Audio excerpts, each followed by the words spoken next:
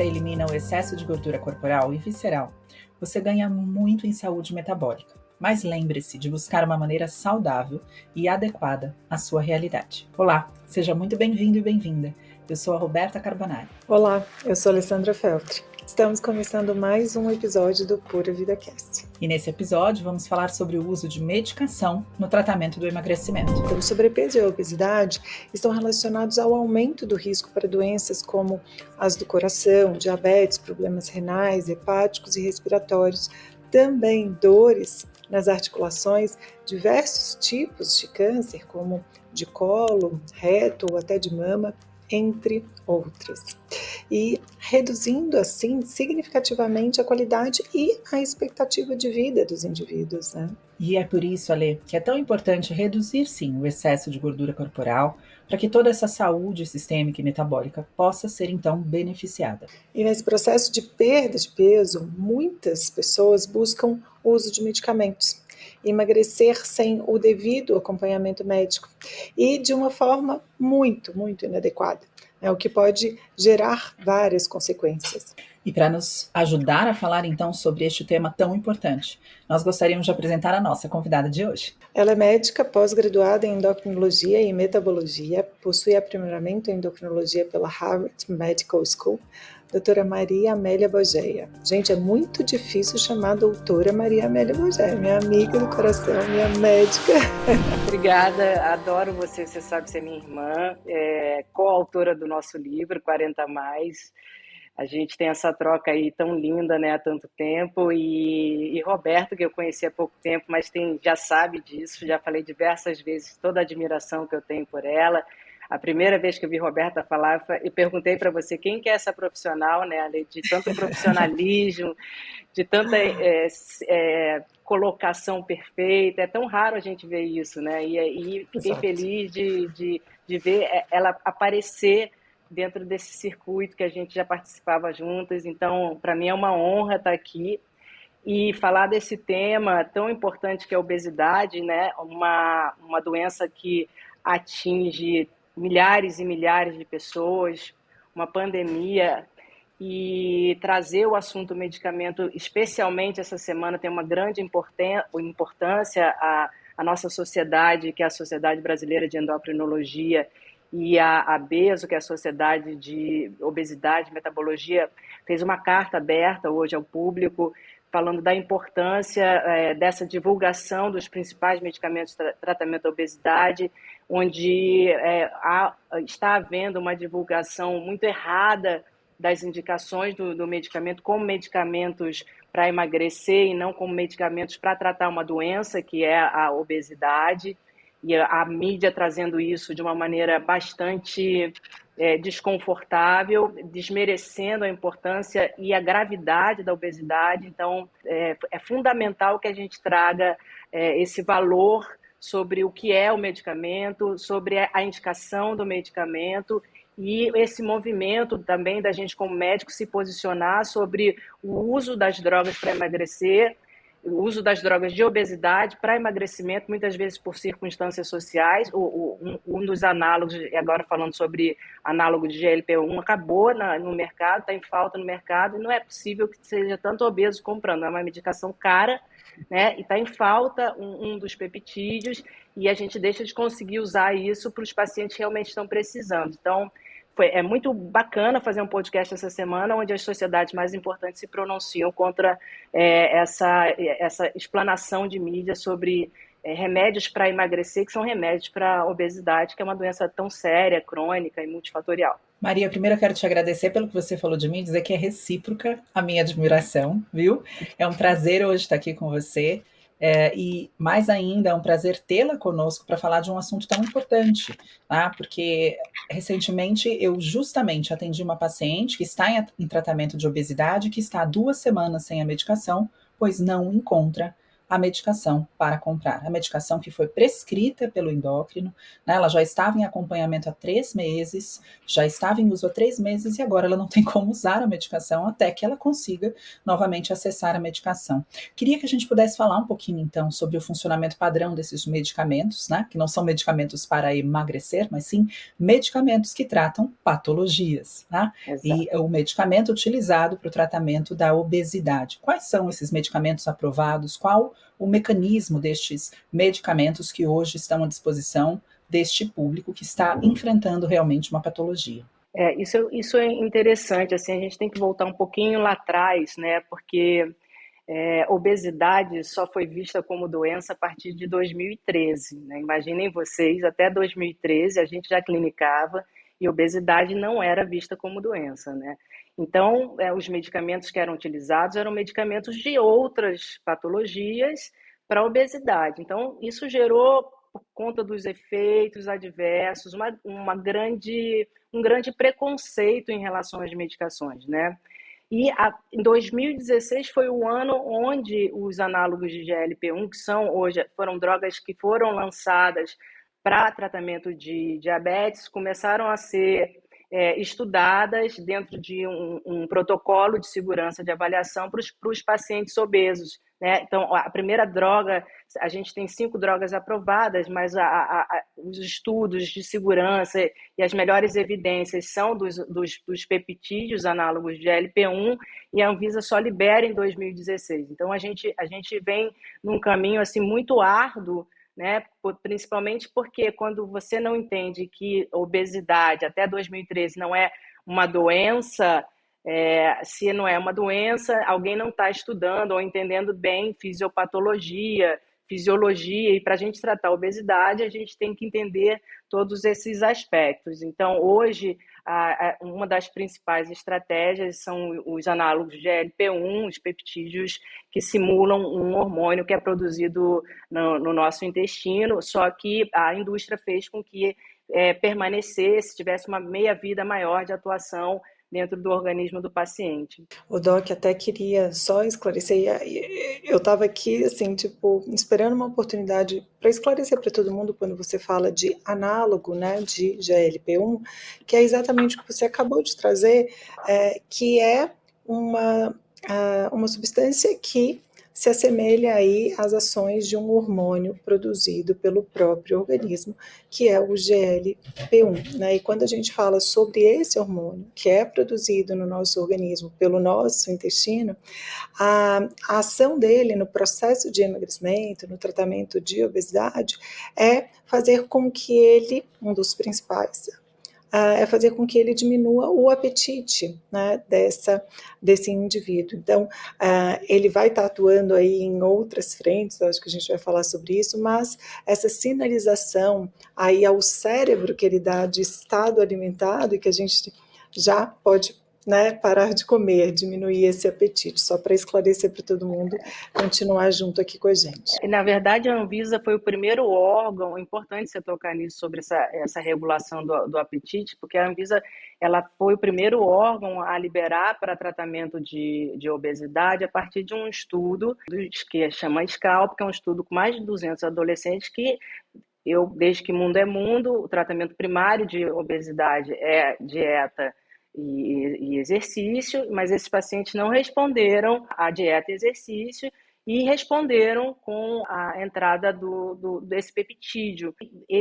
Isso é mais importante ainda, porque hoje a gente já entende alguns sistemas de funcionamento do nosso cérebro em relação à fome, e esse hormônio ele atua num sistema que se chama mesolímbico, que é relacionado com a fome hedônica. Então, explicando, fui no restaurante, eu jantei, comi arroz, feijão e termino e ainda vou pedir uma sobremesa. Não porque eu ainda estou com fome, mas esse mecanismo de recompensa que algumas pessoas possuem, e a gente está falando de obesidade como uma doença multifatorial, e isso é um ponto. Então, essas drogas, além de outras ações, quando melhora o perfil insulínico, etc., ela também atua nesse lugar do cérebro. Então, da mesma maneira que existem pacientes que não respondem a dieta e exercício, e vocês sabem disso, que vocês lidam com isso o tempo todo, eu também existem pacientes que não vão responder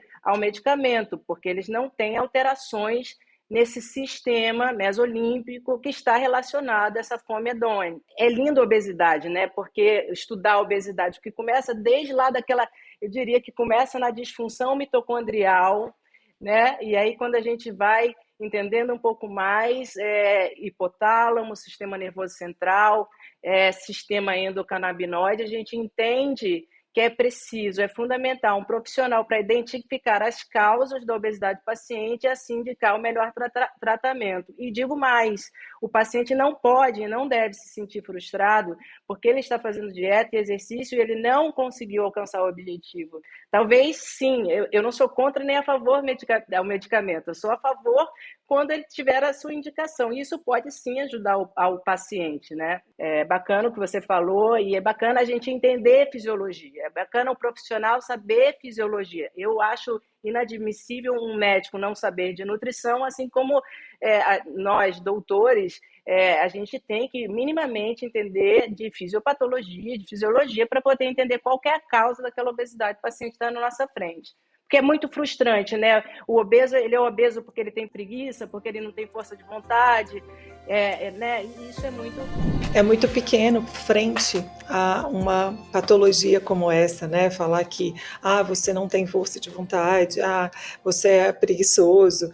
Então, eu acho que é um ponto super importante da gente falar, e eu acho que esclarecer, e você trouxe isso muito bem pontuado, é que para tratar algo, seja a obesidade ou qualquer outra disfunção ou condição clínica, a gente precisa saber a causa. Porque muitas vezes, quando a gente fala de um ser humano, não existe apenas uma frente, né, para a gente tratar. E quando fala de obesidade é exatamente isso, né? Qual a causa dessa obesidade? O que leva esse indivíduo a um acúmulo maior de energia, um acúmulo maior de tecido adiposo? O que leva esse indivíduo a não metabolizar aí ou utilizar essa gordura como fonte de energia adequadamente? O que leva esse indivíduo a comer mais do que ele precisa? O que leva esse indivíduo a mudar o comportamento alimentar dele, né? Quais as emoções estão envolvidas, qual a história dele. Então, tudo isso, né, a gente tem que levar em consideração. É um indivíduo que tem danos diversos, seja emocionais, acumulativos, né? E aí a gente precisa entender para poder utilizar bem a medicação. E eu recebo muitas dúvidas, né, e questionamentos. O que você acha desses medicamentos? Você é a favor? A medicina, ela fez com que todos nós chegássemos até aqui, né? Então, ela tem a sua função, né? Então, os medicamentos vêm sim aí para auxiliar, mas de forma aí adequada, né? A gente vê muita gente usando esses análogos de GLP-1 que querem perder uma gordurinha abdominal, porque o caminho é mais rápido, mas será, né? Tem diferentes frentes, né? Eu imagine uma droga que vende sem prescrição médica, e é isso que a gente também quer mudar, né? E além do entendimento, Ale e Beta, sobre ser uma doença multifatorial, a gente também tem que chamar a atenção para essa doença ser uma doença crônica. Não, isso é muito importante, porque o paciente ele vai perder o peso. Aquele paciente que foi diagnosticado de uma maneira... Eu até vi um trabalho muito interessante sobre a mudança metabólica a cada quilo de peso que o paciente perde. A cada quilo de peso que o paciente perde, o metabolismo dele cai. A cada quilo de peso que o paciente perde, a fome aumenta. Então, aquele paciente ele está emagrecendo e vai ficar cada vez mais difícil. Então, não é pegar uma dieta ou um protocolo de exercício físico, porque aquilo vai mudar. Eu sou muito apaixonada por um hormônio chamado leptina, e a leptina, ela controla a nossa fome, e a gente já consegue dosar isso, mas imagine vocês, a leptina ela é produzida na gordura. O paciente perde gordura, a leptina cai e a fome aumenta. Então, aquele paciente, eu vejo os meus pacientes pelo menos a cada 60 dias, porque eu sei que aquele paciente vai mudar. Então, voltando, é uma doença crônica multifatorial, não existe cura, existe tratamento. Então, a gente vai ter que acompanhar esse paciente para o resto da vida. Né? Isso porque muitas vezes o paciente usa, falando das medicações, que é o nosso tema, eles falam, eu vou parar a medicação e vou engordar de novo. Não é por causa da medicação, é porque ele volta para aquele set point metabólico. Então, se ele não estiver com os pilares muito ajustados na mudança de estilo de vida, provavelmente ele vai ter um reganho de peso.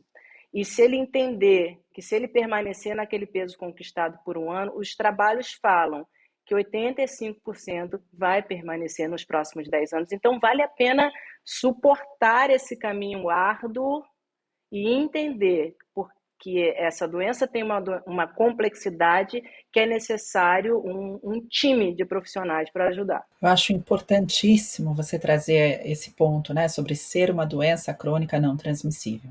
Porque, na verdade, o que a gente percebe de alguns pacientes é que precisariam da medicação, é o medo de usar a medicação e depender dela, né? Como se isso fosse um grande problema ou como se isso fosse prejudicar a saúde do paciente. E eu acho que esse ponto é importante para a gente entender, por exemplo. E uma vez eu questionei uma paciente minha, eu falei, você já ouviu uma pessoa com diabetes tipo 2 falar que está curada e não precisa mais de medicação? Ela falou, realmente não. Eu falei, isso é porque ela tem uma doença crônica não transmissível.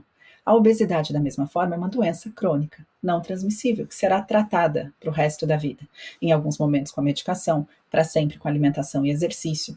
E eu acho importante a gente colocar um ponto aqui, né, essencial, quando a gente fala que esse paciente vai precisar de muitos profissionais nessa ajuda, é que quando a gente fala da própria medicação, do análogo de GLP-1, a gente está falando de uma medicação com ação neuroendócrina, né, que atua num órgão que é considerado neuroendócrino também, o intestino. E quando a gente fala de alterações neuronais, né, alterações de neurotransmissores, a gente está falando também de alterações de humor, alterações de emoção. Então, muitas vezes, esse paciente que vai enfrentar um caminho muito mais difícil do que alguém que quer perder 2 quilos, ou alguém que nunca esteve em obesidade, está num processo de mudança de estilo de vida, ele vai precisar de um suporte psicológico, porque é sim a ele muito mais difícil do que qualquer outra pessoa que não tenha uma doença crônica não transmissível como a obesidade.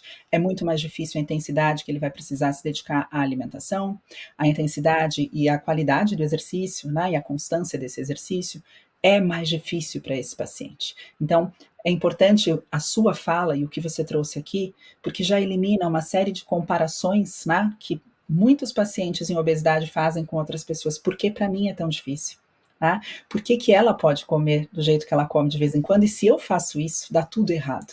Tá? Então, foi esclarecedora a sua fala. Muito obrigada. Essa individualidade, né? Então, cada um de nós vai funcionar diferente. E essa questão de estar num contexto de doença, né, Ali? É diferente. É diferente para um indivíduo sem um contexto de doença e um indivíduo outra com sinalização metabólica que está acontecendo ali. E eu queria trazer 2 pontos até para esclarecer, porque eu lembro disso como assim, se fosse hoje, há 15 anos atrás, quando eu aprendi sobre o papel da leptina, né? A Maria trouxe sobre ser aí um hormônio que é responsável pela sensação de saciedade. Ele é sim produzido pelo tecido adiposo, só que tem uma consideração sobre a leptina que as pessoas obesas, elas podem ter aí uma resistência a essa leptina, porque é tanto que o corpo produz, porque ele é produzido por um tecido que está ali hipertrofiando, que também gera uma resistência a ela. É o mesmo caso da resistência à insulina. Você vai comer muitos carboidratos, você vai liberar muito a insulina, o seu corpo, como forma de defesa, cria uma resistência a esse hormônio. É defesa do corpo. Né? Então, queria ressaltar esse papel da leptina. A gente encontra indivíduos obesos com essa resistência à leptina, mas, em paralelo, esse tecido adiposo reduzindo, ele vai diminuindo também a leptina. Então, olha o manejo aí da equipe multidisciplinar, o quanto é importante, né? O entendimento, o que está acontecendo realmente com esse indivíduo para a medicina entrar, para a nutrição entrar. E aí, um pouco mais, quando a gente fala de um hormônio produzido pelo nosso intestino, por que será que algumas pessoas não tem uma produção adequada de GLP-1, porque alguns são beneficiados com a medicação e ao retirarem essa medicação, começam com hábitos inadequados, porque aí não tem uma mudança de hábito, e sim só a medicação, mas a mudança de hábito não acontece, retira a medicação. O seu intestino com hábitos inadequados, uma alimentação inadequada, não vai te ajudar a produzir este hormônio que você estava ali colocando para dentro exogenamente. É cuidar do intestino, então isso que a Rô trouxe, muito importante, assim, tem sim pacientes que têm medo de usar medicação e ficar dependente. A medicação ela vai entrar, e como você pode funcionar o seu corpo para que ele respeite aí, né, uma produção adequada, por exemplo, de GLP-1. Isso é tão interessante que você fala. Primeiro, essa mudança do padrão, aquele paciente que chega para a gente com resistência insulínica, resistência à leptina, e depois ele passa a ser um paciente que produz menos leptina porque tem menos gordura. Então, a gente já entende aí, são mais de 10, imaginem vocês, quando a gente perde peso, gordura, a gente tem um movimento de mais de 10 hormônios para ganhar peso. E apenas umzinho, que é a grelina, já faz um estrago todo, né? Danado. E eu penso assim, ele começa a tomar o medicamento, a primeira coisa que eles fazem é cortar, em geral, né? Corta a proteína porque tem os efeitos colaterais, gastroparesia, e a proteína é dentro de todos os macronutrientes, o macronutriente que mais bloqueia a grelina. Então, ele está tomando um medicamento que controla esse sistema, mas ele, por causa da dieta, o medicamento não vai funcionar. Então, essa mudança do perfil do paciente, o entendimento que tudo vai se falando. E, Roberta, esse multidisciplinar, na minha clínica, claro que a população não tem acesso a tudo isso, mas quem me dera um dia, todos, um psicólogo, uma equipe para analisar. É muito solitário esse caminho. Muitas vezes os pacientes se sentem fracassados. Eu não gosto muito dessas metas, você tem que perder 30 quilos. O paciente está em acompanhamento e fala, doutora, eu parei de emagrecer, mas ele já perdeu um peso que hoje a gente já sabe. Perder 10% do peso corporal, ele continua obeso, talvez, muitas vezes, mas ele já muda os parâmetros metabólicos, inflamatórios e de risco. Então, isso é muito legal, porque ninguém está falando aqui, voltando lá ao começo, de remédio para emagrecer. E está tudo bem querer emagrecer socialmente, a gente quer ficar bonita, né, ali para dar a palestra já que a gente vai dar junto, tá tudo certo. Mas a gente está falando assim, ó, tá tudo bem se a gente alcançou esse X, porque a gente já mudou os parâmetros metabólicos, isso já cancela muita doença, porque a obesidade de hoje, certamente, quando não tratada, ela é um infarto daqui a 10 anos, ela é o diabetes daqui a 10 anos, né? Eu gosto muito de uma amiga minha que ela fala isso, Maria também, eu prefiro uma obesidade tratada com medicamento do que a manutenção de uma obesidade por preconceito. Mas eu vou tomar remédio, mas eu vou prescrever remédio. São drogas que são seguras, são estudadas há bastante tempo, então não tem que ter esse preconceito. Se for necessário, usar um medicamento. E a gente está aqui num cenário de desmistificar tanta coisa, né? Eu acho que é importante também a gente pontuar, Maria, sobre o tempo de utilização disso, né? Eu acho que fica claro para todo mundo que não existe uma regra, né, que vai depender de cada um, mas deixar aqui a reflexão que você precisa de um acompanhamento para este uso, né, porque de repente para você vai ser menos tempo do que para uma outra pessoa, né? Então não adianta você olhar para o lado e falar, meu amigo usou por 2 meses e funcionou, ou meu amigo usou ciclos de 3 meses e funcionou, porque a gente começou com o que? Causa, né? Tratamento da causa, né? Vamos buscar a raiz do problema, seja qual ele for. Então, eu acho que deve ter muita dúvida sobre isso também, né? Quanto tempo eu posso usar isso, né? Acho que é a pergunta de milhões, né? A gente não pode valorizar algo que não existe, porque tempo máximo de medicação para doença crônica não existe. O paciente vai usar a medicação até que o médico decida que já foi alcançados os objetivos daquele tratamento da paciente e principalmente quando os outros pilares, aí eu vou trazer de novo, desde que mundo é mundo, dieta e atividade física, estejam muito ajustados e equilibrados. A retirada do medicamento, ela pode ter um reganho de peso, sim, não pelo esse preconceito, porque vicia o cérebro. A medicação não atua assim como as antigas anfetaminas. A medicação, a retirada da medicação, de novo, você volta para aquele set point metabólico. Então, todos os outros pilares, eles devem estar muito equilibrados. Isso não acontecer, também não há nenhum problema de se manter uma medicação. Roberta falou isso, você é um paciente hipertenso, tirou a medicação, a hipertensão volta. Então, é caso a caso, quem decide isso não é o paciente, é necessário desmame pelo médico, mas é necessário, todo o resto está muito bem ajustado. E aí aquele dado que eu falei, né? Se a manutenção, se conseguir manter esse peso por pelo menos um ano, certamente isso vai se estabelecer por mais anos. Então, tem que ter força de vontade, né? Tem que ter força de vontade e tem que ter parceria, porque essas drogas também trazem muitos efeitos colaterais. Então, o profissional tem que ajustar e não desistir do medicamento. Mas sobre o tempo máximo, de novo, não tem tempo máximo, é o tempo que o paciente precisar. É aquela busca pela beleza num espaço curto de tempo, né? Tomei, emagreci, não mudei hábitos alimentares, e aí depois que para, tudo volta, né? Então aí começa-se a acreditar que é a medicação só que faz efeito, porque não há um reconhecimento das próprias atitudes, né? Do próprio modo de vida, né, que ele está inserido, e as pessoas realmente não notam, né? Então, assim, será que é a minha alimentação mesmo? Ou realmente esse medicamento é o que há e é ele que eu tenho que ficar usando, né? Todo momento que eu engordar um pouco. Então, isso é muito sério, porque você realmente vai só adiando um processo de transformação, só adiando um processo de mudança que você vai precisar para a sua vida toda. Alimentar-se bem, praticar atividade física, gerar aí um bom ambiente para o seu corpo, para você viver.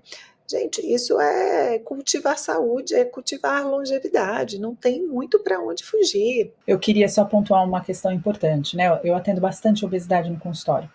E nós temos também pacientes, queria até ouvir a Maria Amélia falando um pouquinho sobre isso. Nós temos pacientes que estão em uso da medicação, mas têm uma imensa dificuldade em fazer uma alteração do estilo de vida por uma doença comórbida, a obesidade. Nós sabemos também que os estudos mostram uma prevalência de quase 58% dos pacientes em obesidade com depressão maior. Uma doença, que também impossibilita muitas vezes essa força de vontade, ou esta disciplina que as pessoas falam. Então, é uma pessoa que tem dificuldade realmente para levantar da cama, por uma questão de neurotransmissão alterada, por uma doença também. E nesses casos, eu acho ainda mais importante salientar que a medicação pode sim ser necessária para sempre, para o resto da vida, porque você não vai deixar este indivíduo nessas condições sem a possibilidade ou a capacitação nesse momento de se engajar em uma mudança de alimentação ou se engajar em uma atividade física de rotina e ainda assim se alimentando de uma forma muito mais arriscada, sem a medicação, porque simplesmente ele não vai usar a medicação pelo tempo determinado pelo seu médico. Então, existem esses casos que a gente precisa também avaliar. Queria ouvir da sua experiência, Maria Amélia, porque é muito comum eu receber no meu consultório o paciente que está enfrentando obesidade já a longa data, que já passou por várias situações como essa, Inicia uma medicação, eu não quero ficar tomando para sempre, então eu parei por conta própria, ou eu vou tentar sem a medicação e aí eu não consigo, uma frustração enorme, e aí comorbidamente outras questões, como transtorno de ansiedade generalizada, como depressão, que a gente sabe que são doenças hoje, que são associadas e relacionadas a esse também aumento de adiposidade, com o processo de inflamação sistêmica vigente. O que você observa desses casos?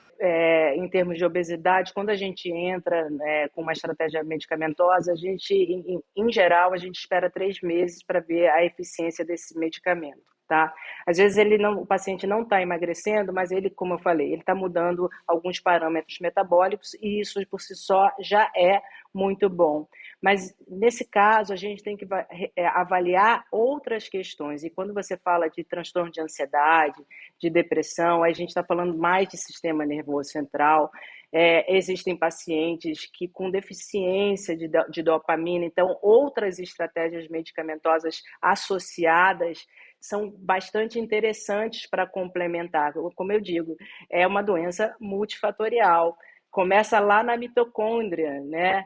Mas eu queria falar justamente sobre isso, porque se existe uma medicação que as pessoas têm bastante preconceito, é a psiquiátrica. Tá?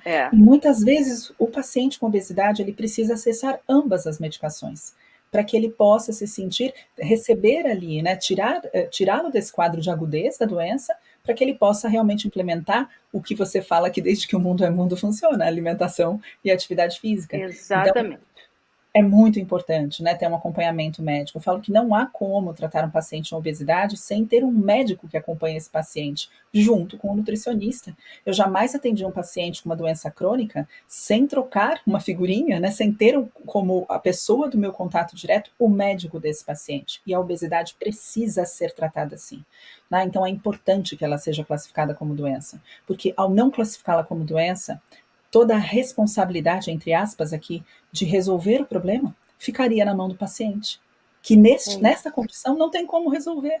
E você trouxe o papel, né, do médico, endocrinologista, seja endócrino, seja um psiquiatra, que é muito importante, né? Em diferentes casos vão ter diferentes profissionais envolvidos. Eu fico muito feliz, sabe, Roberta, de ouvir você, nutricionista, falando assim, porque quantas vezes o nutricionista recebe o paciente tomando medicamento e fala: que absurdo, já te deu logo um medicamento. A dieta muitas vezes não vai conseguir tratar uma questão que está relacionada a uma serotonina mais baixa, uma dopamina mais baixa. Então, e aí a gente volta para aquele cenário. O paciente ele está investindo dinheiro, ele está investindo tempo e ele fica frustrado. É muito bacana, volto a dizer, vejo muito você falar isso e ouvir agora isso de você, Roberta, porque quantas vezes eu recebo pacientes, hoje os nutricionistas falam que bom que a gente é time, mas assim, era muito preconceito. Você vai em endocrinologista, vai te dar logo um remédio.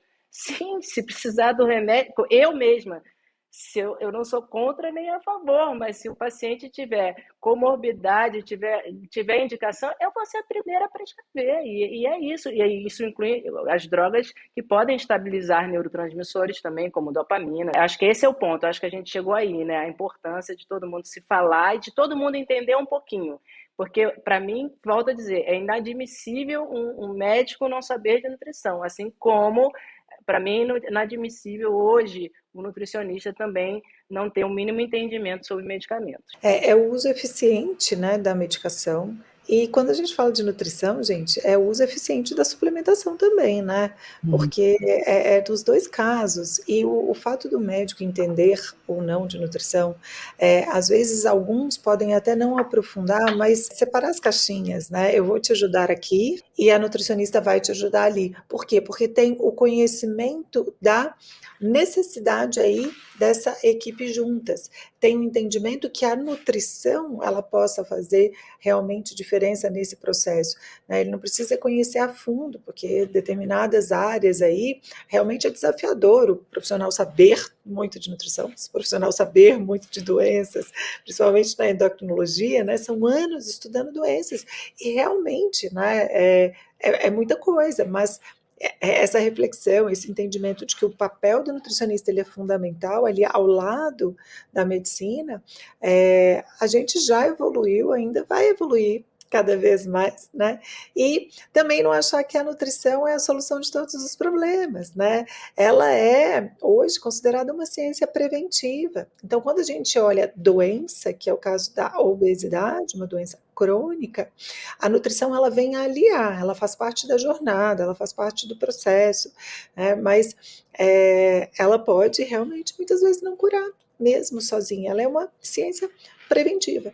Então, tem que estar associado aí à medicina. E eu acho muito legal o que você falou, Ale, porque o endócrino também tem muito a ganhar, né? Quando ele coloca no seu time uma nutricionista, porque, veja só, a Maria Amélia falou sobre efeitos colaterais, né? das medicações para emagrecimento na obesidade. E dos efeitos colaterais é justamente essa sensação de empachamento, a dificuldade do uso, né, ou do consumo da ingestão de carnes. Existe realmente esse relato por parte dos pacientes, até pela lentificação da digestão que acontece, né, quando a gente ingere carnes, enfim. E também existe um processo inicial em que começa-se uma restrição sem uma grande organização ainda da alimentação, mas sim por conta desse sinal de fome reduzido pelo uso da medicação, né, sinal hedônico de fome reduzido pelo uso da medicação.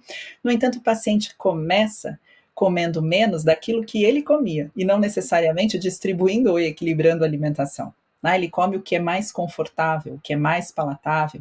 E nesse primeiro momento, a nutrição, ela também é válida, mesmo que o paciente ainda não esteja no momento de alterar completamente sua alimentação, porque cabe ao nutricionista identificar também o que está faltando ali, de vitaminas, de minerais, qual suplementação alimentar seria benéfica para esse paciente durante esse processo, né, para que outros prejuízos não sejam alcançados por conta desse emagrecimento. Então, eu acho que está muito claro, né?